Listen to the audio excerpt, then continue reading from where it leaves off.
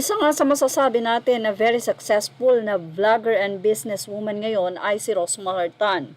Marami din naman ang natutulungan ni Rosmar dahil sa kanyang pamimigay ng pera, pagtulong, marami rin na rin talaga. Ang business ni Rosmar ay patok na patok dahil sobrang dami ang kumbaga ay tumatangkilik dito, mga supplier, and syempre yung mga binibigyan niya ng ayuda patuloy ng sumusuporta sa product ni Rosmar. Bukod dyan, ay kumikita rin si Rosmar sa kanyang mga vlog.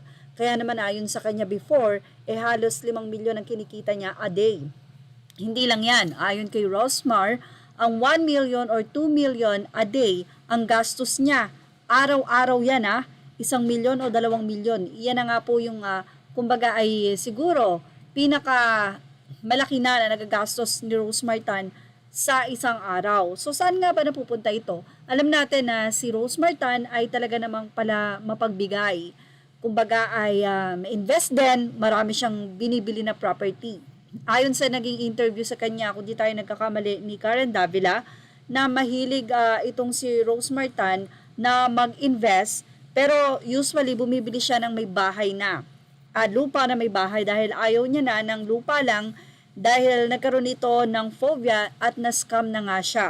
So ngayon parang may bahay na, i-renovate na lang nila, titignan na lang nila yung area at sa katunayan napakarami ng businesses nitong si Rosmar, mga resort. Yan ang talaga namang pinagtutuunan niya ngayon, mga event hall kung saan ay pwedeng magkaroon ng wedding, birthday. Kaya naman continuous ang income talaga nitong si Rosmar. Pero medyo hindi lang nagustuhan ng mga netizen ang tila pagsasabi nito na ang 1 million to 2 million isang araw niya lang nagastos. Ayon sa mga netizen, napaka-insensitive daw ng pahayag na ito ni Rosmar Tan, knowing na napakarami nga pong nagugutom. And ayon sa kanila, wala raw itong kahambol-hambol. Siguro natural na lang talaga kay Rosmar na napaka-open niya. Napakalayo nga daw kasi nito kay Glenda, ang may-ari ng Brilliant, na hindi naman nagbablog or whatever, pero isa itong bilyonaryo. Kaya naman laging pinagkukumpara ang dalawa. But for Rosmar, lahat daw ng ginagawa nito ay talaga namang naka-social media. Siguro ay dahil kinarira na nga nito si Rosmar ang pagiging vlogger. Well, narito nga ang naging komento ng mga netizen. Mula sa mga netizen, narito ang kanilang naging reaksyon. Anila, the content team these days is payabangan. Nagsimula sa mga house tour, room tour, farm tour, van tour. Ayan ang galing. Walang natututunan ng mga kabataan sa social media kundi mag-flex at magyabang and presenting it as inspiring others. Precisely, pag-agree naman ng isa. So, true. Yung totoong mayayaman, hindi na kailangang magyabang kusang nakikita ng tao yan. Hindi kailangang ipagsigawan pangit na model sa mga kabataan sa panahon ngayong hindi inspiring ang dating, yabang na.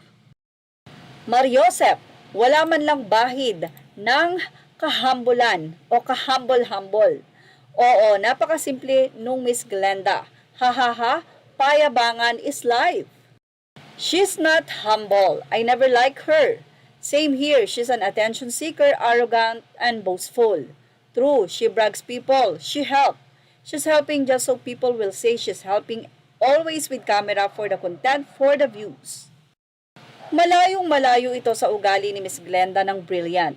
Happy ako sa sipag mo at dahil dyan yumaman ka pero insensitive ka at maraming tao ang nakakaranas ng insecurities.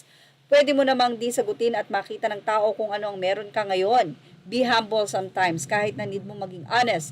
Like what other philanthropist says, hindi mo madadala yan sa kabilang buhay. Is she the female version of Sandra Ford before? Say pa ng isang netizen.